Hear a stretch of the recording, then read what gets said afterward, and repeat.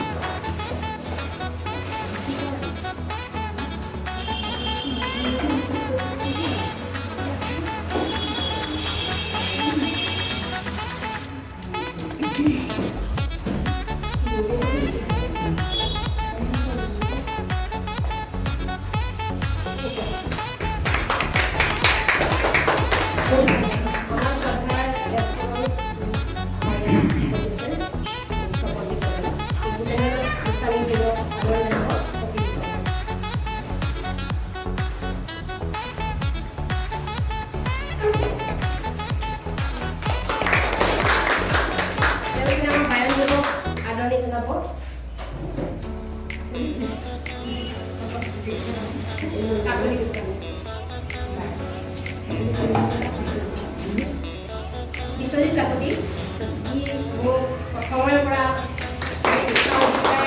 অনুষ্ঠানটো গঢ় দিয়াত সহায় কৰি আছে। তেখেতক আদৰণি জনাব। কিবা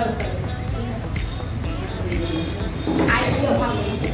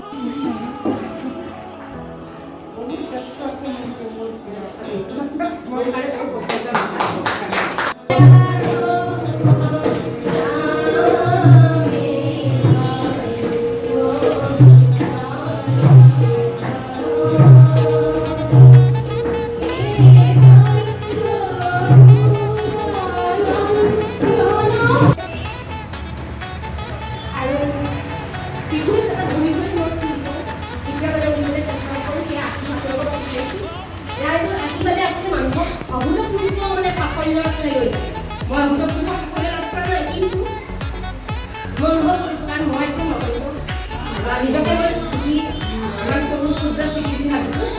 বিশাল সংসাৰখনে বা বিশাল সাগৰৰ ক্ষুদ্ৰতী অংশহে চিনিছোঁ। তথাপি ৰাইজৰ শুভ চিন্তাবিলাকে মোক আশীৰ্বাদ হিচাপে কাম কৰি ইমান দূৰ আগুৱাই আনিছে। এই যাত্ৰা মোৰ নিশ্চয় আপোনালোকৰ লগত থাকিব সদায়, আপোনালোকৰ আশীৰ্বাদ সদায় বিচাৰিম।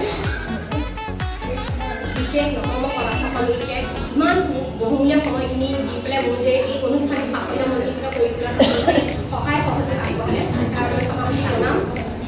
অপরাধ যেরকম তুমি নামে জানি নামে কখন করম আমার যদি নাহিকে বরং অপরাধ সমগ্রী তুমি দয়া কিলা হরি আমার পরীক্ষা করে বিচার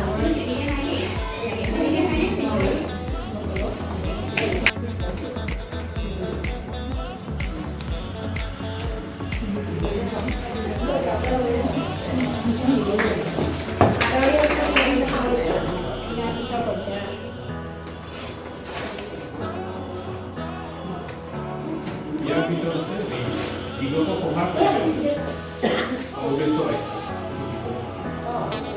এতিয়া উদ্দেশ্য ব্যাখ্যা কি কৰিব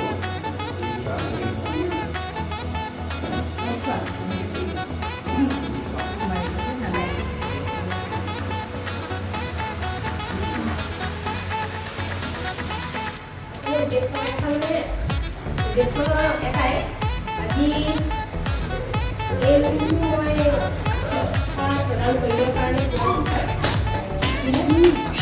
আলোচনাৰ মাজেৰে মাধ্যমেৰে আৰম্ভ কৰোঁ সাংবাদিক অনুষ্ঠানৰ সেইবাবে তাৎক্ষণিকভাৱে সিদ্ধান্ত লৈ যিকেইগৰাকী আমাৰ সদস্য আৰু হেৰি আছিলোঁ কাৰ্যনিৰ্বাহক সমিতিৰ কেইগৰাকী ব্যক্তি লৈ আমি সিদ্ধান্ত ল'লোঁ যে আমি সোনকালে ক্লাছটো আৰম্ভ কৰিব লাগে কিয়নো 26 ডিচেম্বৰ এইটো মাহৰ 26 তাৰিখে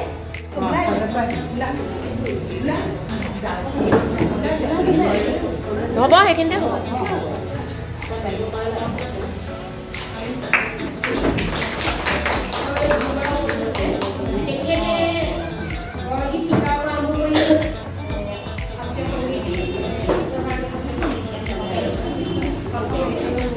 ভিডিঅ'টো কাটি দিছে অফ কৰি দিওঁ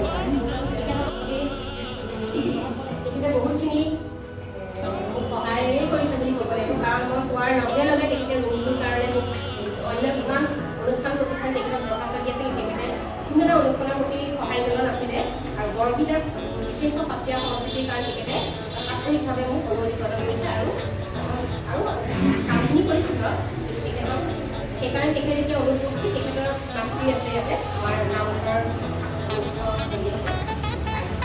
তেখেতক আদৰণি জনাব